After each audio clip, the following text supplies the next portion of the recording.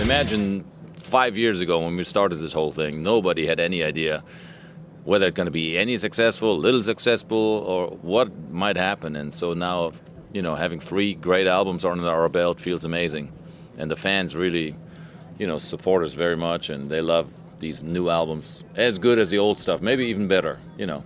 So we're very happy.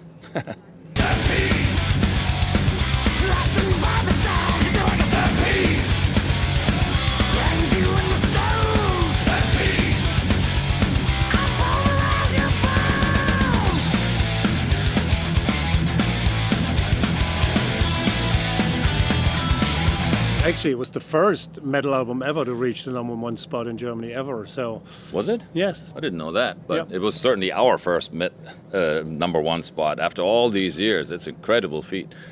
Yeah, it felt amazing, and we kicked some sort of pop diva off the chart, which is amazing even more. I mean, she was #1 forever and ever, and here comes Accept and pushes her away.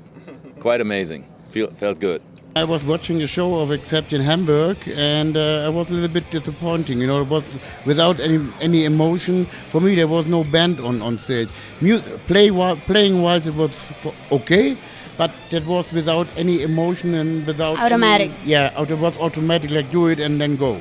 It's just hilarious at this point. It's just a big joke in our lives, and we just go on about our lives, and we do our thing, and we let these things go by and laugh about it. He's actually sort of our press agent in a way, you know. He keeps us in the...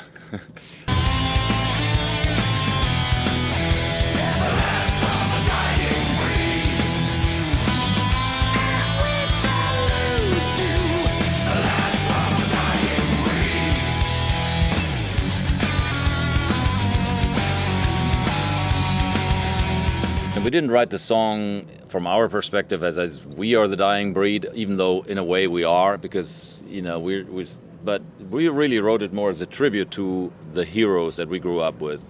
Because when we were teenagers 40 years ago, we listened to Judas Priest and AC/DC and Deep Purple.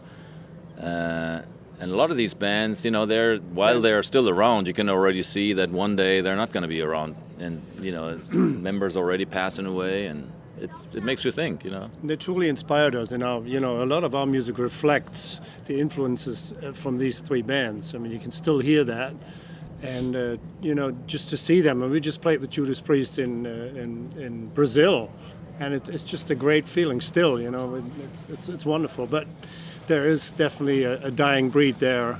And there's a few in there. Yeah, it makes you wonder what's going to happen when all these guys, yeah. when one day they're going to, you know, there's going to be no more Judas Priest and no more AC/DC. No more Lemmy and no more so Ozzy. If it all goes away, what's left? Hopefully it's going to be a long time before that happens, but one day, you know.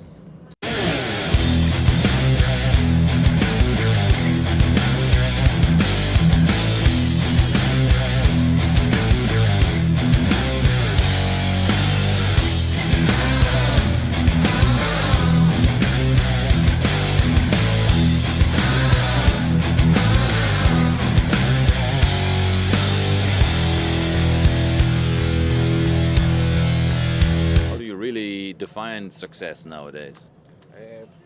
Ticket sales, maybe. Record sales, as we all know, they go down every year, so you can't really ever say, is this album as successful as one that we did 20 years ago, because the circumstances have changed so much. And I think the only thing we have to judge it by is the reaction of the fans. How excited are they, and how much of an impact has a new album in the reaction of the fans, you know. So, and judging by that, I think our last 3 albums have been as successful, or maybe even more successful than the stuff we've done in the 80s. Of course, if you take only record sales, then, you know, that's unfair. You can't. It's like comparing apples to oranges. But what is it? Yeah, it's a good question. I mean, there's a lot of bands out there, you're not really sure if they're really enjoying what they're doing anymore, if it's just a way of survival. And we truly enjoy every night what we're doing, and we see the sides, you know, we've been together forever, and we're best friends, so that in itself, to me, is success.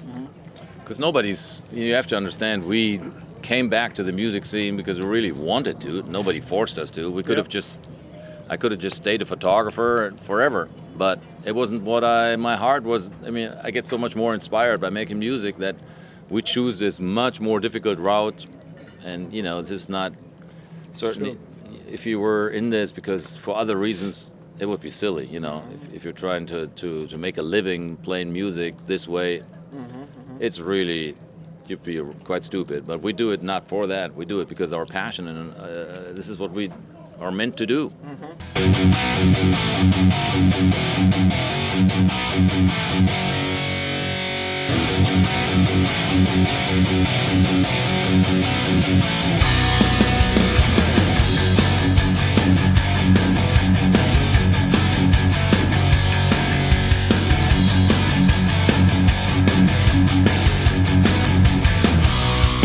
There was a few years where we didn't really talk to each other that much or didn't call each other up.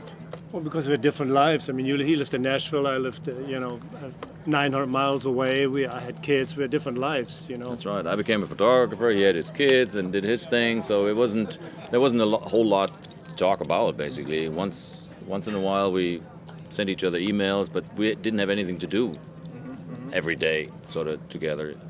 But I think there's... And after that, there's not much to talk about now either. We That's said right. it all. We know it all. We're just like an old married couple. We sit silently across each other Do crossword puzzles. and look at our iPhones. Yeah.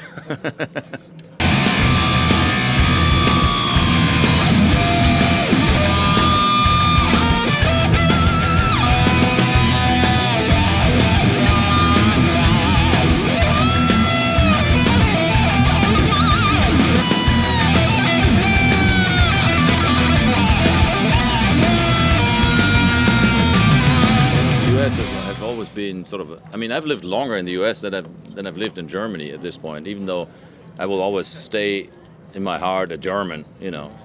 So that part never changed. And if it's just a place to live, it doesn't mean we've changed characters or anything. Well, since we were 18, since we started touring, we were like world citizens more than anything. You know, we were never home. Right. So it doesn't matter. We just picked one place we liked to live in. You know. If we would have ended up in Athens, living here in an apartment somewhere, everybody would ask the same question. We wouldn't be Greeks. Like, we would still be the Germans living, you know.